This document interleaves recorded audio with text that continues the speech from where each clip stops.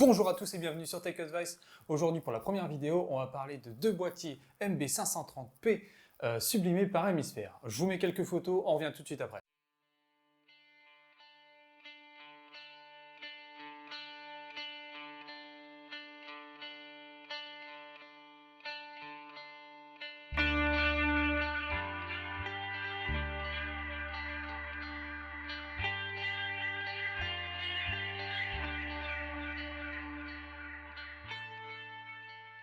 Alors, comme vous l'avez vu sur les photos, donc ces deux boîtiers de chez Cooler Master MB530P, un bleu et un rouge, en référence à la Horde et à l'Alliance. Donc, les deux PC sont identiques. J'en ai démonté un, on va parler composants, hardware.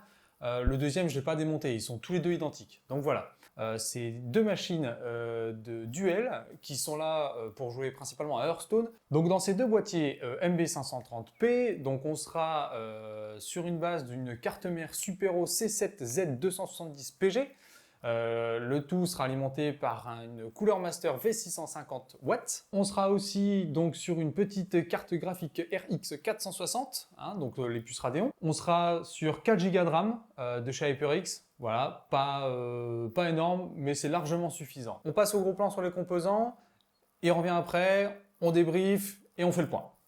Alors, la carte Supero, dans son format ATX standard, sous la référence C7Z270PG, on y trouve un support pour le CPU, 4 ports PCI Express 3.0 16 broches et un en 4 broches, donc ce qui peut vous permettre de mettre jusqu'à 4 cartes graphiques. On a 2 ports SATA M2, on a 2 channels de mémoire, donc qui supportent 4, 8 et 16 Go dans des formats DDR4, supportant les fréquences 2400, 2133 et 1866 MHz. On a le connecteur alimentation ATX, on a le connecteur alimentation CPU. Ici donc, on a les 6 ports SATA sur la base I/O. Alors, qu'est-ce qu'on a? On a un port PS2, bon, qui se perd de plus en plus. Ici, on a deux ports USB 2.0. Ici, on a deux ports USB 3.0. On a un connecteur display. On a un connecteur HDMI. Deux entrées pour l'Ethernet. Un USB type C. Et là, on a trois USB 3.1. Un optique pour l'audio et tous les autres connecteurs, donc casque, haut-parleur, entrée de ligne, sortie de ligne, enfin tout ce qui va avec. On a 5 connecteurs pour les ventilateurs, et bien donc pour les USB en avant, la pile forcément, on a un buzzer intégré, un affichage pour les codes d'erreur, sachant que ça c'est une petite bande LED, on a donc bien sûr le chipset qui est juste en dessous du dissipateur. Ici on a un bouton Clear CMOS, un bouton Reset et un bouton allumage directement sur la carte mère. Sur la carte graphique, donc à l'intérieur de ces PC, on y trouve un Asus ROG Strix RX 460, donc propulsé par puce Radeon. Elles sont donc sur deux ventirades, radiateur, sur deux caléoducs qui font la jonction avec la puce qui se trouve juste en dessous. On est donc sur du 4 Go de VRAM en GDDR5. Dans les ports, donc ici on a un port DVI, on a un port HDMI et on a un port display. Voilà. Pour son âge, elle fait encore relativement bien l'affaire et elle n'a pas de quoi rougir. Alors, l'alimentation Cooler Master V650. Donc, c'est une alimentation standard, référence sur du 650 watts. Ici, on a tout ce qui est rail de sortie au niveau intensité et voltage. On a une certification donc 80 Gold+, connexion standard avec un interrupteur. On a tous les connecteurs qui sont derrière. Alors, on a bien sûr le 18 broches pour l'alimentation ATX, les 8 broches donc que ce soit pour le CPU ou les PCI, 5 broches pour tout ce qui est disque dur, SATA, encore pour certains qui veulent encore en mettre des lecteurs et graveurs de DVD ou CD. Voilà, une alimentation qui fait le taf.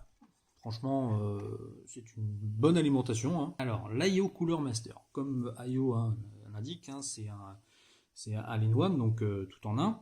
Donc ici, on a tout ce qui est pompe avec un rétroéclairage en LED qui sera dessous et qui est réfléchi légèrement sur les côtés. Ici, donc, la backplate en cuivre permet de faire l'échange calorifique entre votre CPU et l'eau à l'intérieur du circuit. Ici, on a les durites noir, hein, souple, plus ou moins. On a le radiateur ici, donc un radiateur, son grande particularité en lui-même.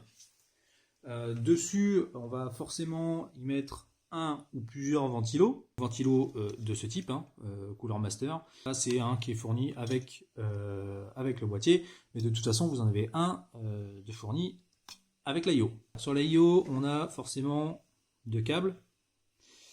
On a un câble ici. Alors ça, c'est pour la LED.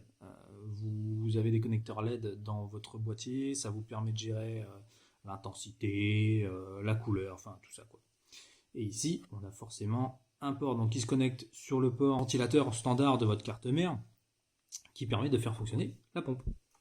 Pour les gros plans sur les composants, on a fait le tour de ça. Moi, je vais faire un ensemble là pour terminer la vidéo. Donc, c'est de très bons composants. C'est des boîtiers qui sont très jolis. On est sur du travail du verre quand même qui est d'une grande qualité. C'est de très bons produits, comme je vous dis depuis le début. Supero, donc c'est une grosse marque, principalement vente en entreprise. Hein. Ils font très peu de ventes aux particuliers. Voilà, leur gamme gaming est vachement axée sur les performances, sur le gain, ne serait-ce que sur le temps de réponse des composants entre eux. Si vous voulez en trouver, il faut chercher. Les revendeurs ne courent pas les rues, mais après voilà, sur internet ça se trouve assez facilement. Concernant la carte graphique, bon, voilà, on est sur une ancienne génération, comme on peut dire, mais voilà, c'est largement suffisant. L'alimentation est très suffisante, voire un peu trop par rapport aux composants qui sont à l'intérieur. Si vous voulez aller voir ce que fait Hemisphere, moi je trouve juste leur travail terrible. Ils font un travail sur le verre, je trouve, d'une qualité et d'une finesse infinie. Pour avoir l'occasion de les voir régulièrement, c'est juste fou. Je vous mets un lien dans la description. Sachez que si vous souhaitez un vitrail ou un verre sablé ou un verre collé, vous envoyez la plaque, vous voyez avec Emile pour le travail du projet sur le thème que vous voulez, elle va vous dire si c'est possible, si c'est pas possible, elle va vous rediriger. Enfin franchement, voilà, c'est vraiment de l'artisanat, donc allez voir ce qu'ils font, moi je trouve ça juste génial. On a fini avec cette première vidéo, j'espère qu'elle vous a plu. Nous on a pris un réel plaisir à faire ça. On va essayer de faire de plus en plus de tests, que ce soit de composants de périphériques. On va essayer de faire des benchmarks aussi si on en a l'occasion. J'essaierai de tenir une liste qui sera certainement sur Google Doc, accessible à tout le monde pour pouvoir vous renseigner un petit peu sur les performances de chaque composant. On essaiera d'extraire les données brutes dans le sens où je ne testerai pas des machines complètes. Ce n'est pas le principe de cette chaîne. Voilà, j'espère que cette vidéo vous a plu. Si vous avez des commentaires négatifs, positifs, des questions sur les composants, sur Hemisphere, il n'y a pas de souci, j'y répondrai. Merci encore à eux de nous avoir prêté ces boîtiers pour permettre la réalisation de cette première vidéo. Je vous dis à bientôt dans une prochaine vidéo.